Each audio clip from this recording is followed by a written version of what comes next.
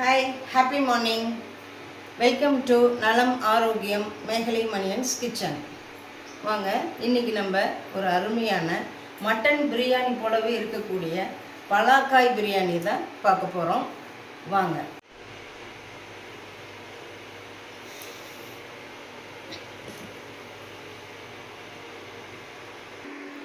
Basmati rice 1/4 kilo, பலாக்காய் 1/4 kilo, பெரிய வெங்காயம் 1 cup, தக்காளி 2 அரிந்தது.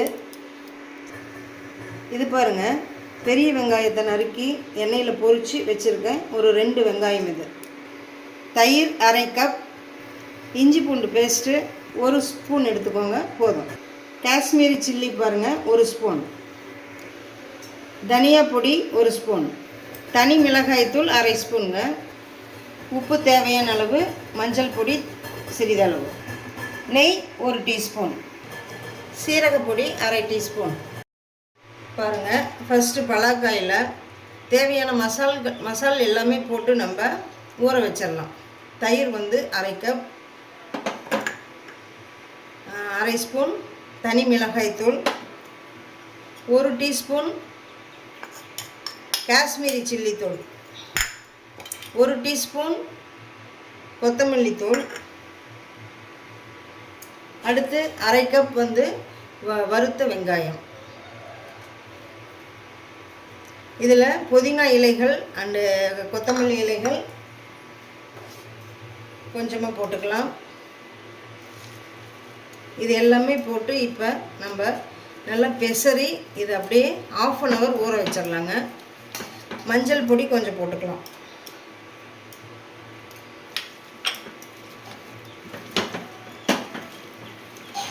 இது மட்டன் உடைய டேஸ்ட்டு அப்படியே கொடுக்கும். இதில் தேவையான அளவு உப்பு போட்டுக்கலாங்க. நம்ம பிரியாணிக்கு உப்பு போடுவோம் இல்லையா, அதனால் இதுக்கு தேவையானதை மட்டும் நம்ம போட்டுக்கலாம். அப்புறம் ரைஸ் வைக்கும் பொழுது நம்ம அதுக்கு தகுந்த மாதிரி பண்ணிக்கலாம்.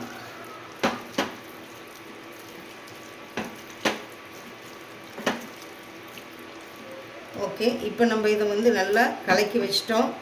இது அப்படியே 1/2 hour நம்மளுக்கு அப்படியே ஊறட்டுங்க. பாத்திரத்தில் தண்ணி விட்டுருக்கேன். இதில் ரைஸை போட்டுக்கலாம். ரைஸை என்ன பண்ணணும், 3/4 பதத்தில் வேக வச்சு வடித்து வச்சுக்கணுங்க. இந்த ரைஸோட என்னென்ன போடணும் அப்படின்னா, ஒரு பிரியாணியில் கல்பாசி, ஒரு பட்டை, ஒரு லவங்கம், இந்த ஜாதிபத்திரி, இது எல்லாமே போட்டு இதோட வேக வைக்கலாம். இது 3/4 பதத்துக்கு வெந்ததும் அதை நம்ம தண்ணியை நல்லா வடிச்சிட்டு அந்த ரைஸை எடுத்து வச்சுக்கணும். ஐயோ, அந்தளவுக்கு ஆயில் கூட நீங்கள் ஆட் பண்ணிக்கலாம். நான் 1 ஸ்பூன் நெய் ஆட் பண்ணுறேன். இதில் அதே மாதிரி தாளிப்புக்கு ஏலக்காய், அன்னாசிப்பூ, சுருள் பட்டை, கல்பாசி இதெல்லாம் வச்சுருக்கேன். தாளிச்சிக்கலாம்.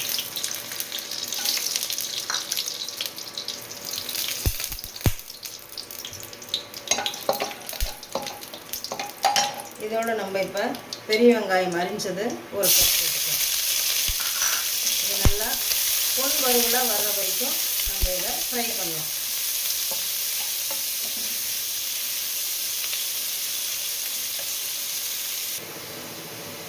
இப்போ பொன் வறுவலாக வந்துடுச்சு பாருங்கள். இந்த ஸ்டேஜில் 2 தக்காளியும் இதில் ஆட் பண்ணிக்கலாம்.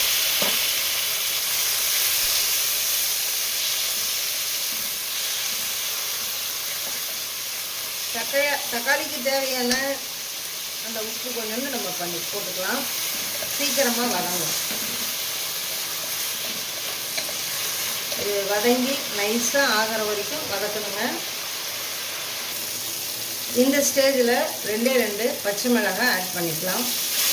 உங்களுக்கு காரம் எவ்வளவு தேவையோ அந்த அளவுக்கு நீங்கள் ஆட் பண்ணிக்கலாங்க. இப்போ இந்த ஸ்டேஜில் நம்ம ஊற வச்ச பலாக்காய் இருக்குது இல்லைங்களா, மசாலோட, அதை அப்படியே போட்டு நல்லா வேக வைக்கணும்.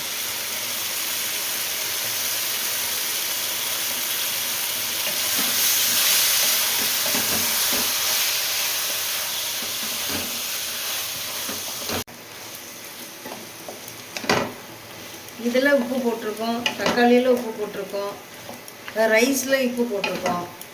அதனால் உப்பு கரெக்டாக நீங்கள் பாருங்கள். ஓரளவு இந்த 90% வந்து இப்போ குக் ஆகிடுச்சு. இப்போ ரைஸ் பாருங்கள், நான் நல்லா வடித்து சாதம் புலன்னு அப்படியே ஆற வச்சுருக்கேன். இதையும் ரெடியாக வைக்கணும். அடுத்து நம்ம இப்போ இதில் வந்து ரைஸை நம்ம இதில் ஆட் பண்ண போகிறோம். ஆட் பண்ணிவிட்டு ஒரு கார்னிஷ் பண்ணிவிட்டு ஒரு 5 மினிட்ஸ் அல்லது 10 மினிட்ஸ்க்குள்ளே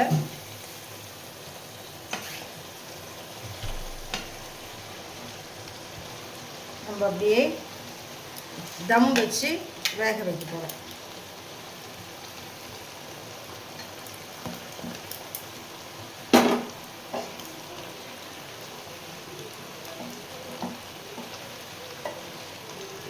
அடுப்பை சிம்மில் தான் வைக்கணும், அது ரொம்ப முக்கியம். இப்போ இது மேலே வந்து அப்படியே கொஞ்சம் கார்னிஷ் பண்ணிக்கலாம்.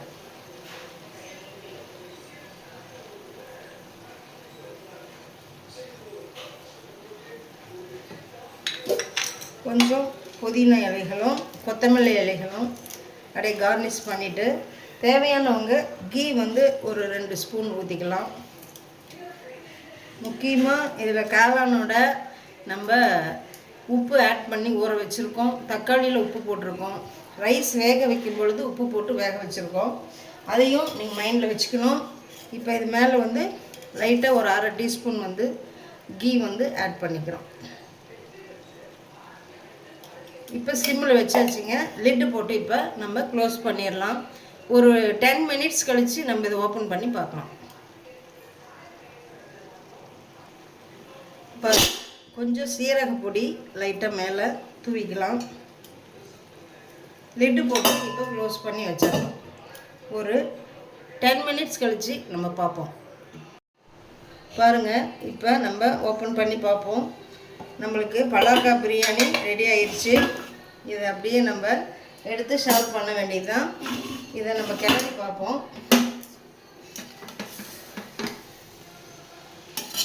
ஆஹா, ரெடி ஆயிடுச்சுங்க பலாக்காய் பிரியாணி. இது உடையாமல் கிளறணும், அப்போ தான் நல்லாயிருக்கும். செய்து பாருங்கள், கமெண்ட்டில் சொல்லுங்கள் எப்படி இருந்ததுன்னு சொல்லி.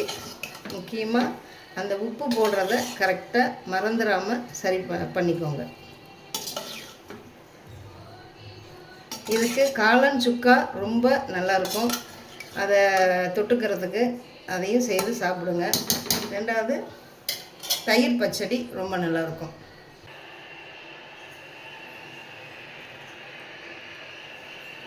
பாருங்கள், பலாக்காய் பிரியாணி ரெடி. இதுக்கு தயிர் பச்சடி நம்ம இந்த எக்கோட சாப்பிடும் பொழுது டேஸ்ட் ரொம்ப நல்லாயிருக்கும். சாப்பிட்டு பார்க்கலாம் எப்படி இருக்குன்னு டேஸ்ட்டு சொல்கிறேன்.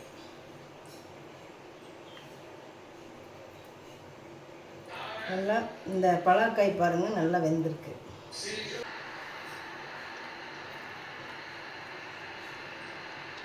சூப்பராக இருக்குங்க. செஞ்சு சமைச்சு சாப்பிட்டு பாருங்கள், கமெண்ட் பண்ணுங்கள். தேங்க்யூ.